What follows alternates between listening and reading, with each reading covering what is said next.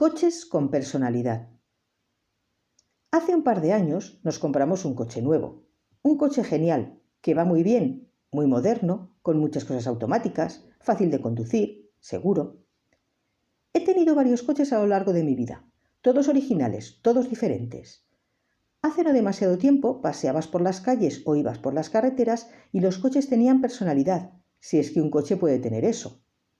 Las marcas tenían cada una su propia línea, y aun no interesándote los coches, como era mi caso, sabías perfectamente la marca de cada uno con los que te cruzabas, incluso los distinguías de lejos.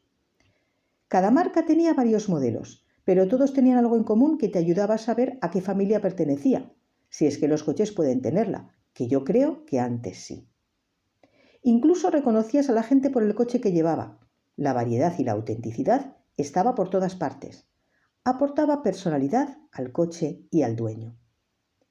Me viene a la cabeza todo esto, porque al poco de tener el coche nuevo, fui a comprar a un supermercado. Esos que tienen un gran aparcamiento. Lo aparqué en un sitio libre y entré con mi carrito a realizar la compra. Al salir, no recordaba dónde había dejado el coche. Eran todos iguales, todos casi del mismo color, la misma línea.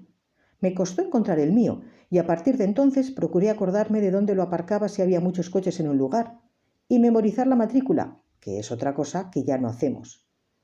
Entonces me di cuenta de que nunca me había costado encontrar el mío, porque se distinguía del resto. Nunca olvidaré la sensación que me produjo elegir un coche que me gustaba mucho y escuchar a mis amigos decirme que ese coche me pegaba, iba conmigo, porque era diferente. En resumen, echo de menos esas diferencias que nos hacían a cada persona y cada coche únicos, y no como ese parking de un centro comercial donde los coches parecen un rebaño de ovejas. Firmado, Ana Rodríguez.